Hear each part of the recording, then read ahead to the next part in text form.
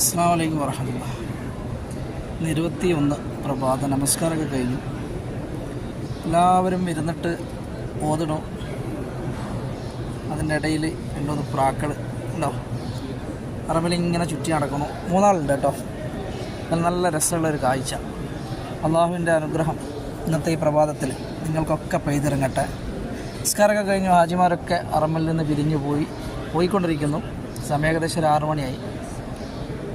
അള്ളാഹുവിൻ്റെ കനിവും കരുണയും നിങ്ങളുടെ കുടുംബത്തിൽ പെയ്തിറങ്ങട്ടെ. എന്തെങ്കിലും പ്രയാസങ്ങളോ ബുദ്ധിമുട്ടുകളോ അങ്ങനെ എന്തെങ്കിലും അതൊക്കെ അള്ളാഹു തരണം ചെയ്ത് തരട്ടെ. റബ്ബിൻ്റെ കടാക്ഷം നിങ്ങളിലുണ്ടാവട്ടെ.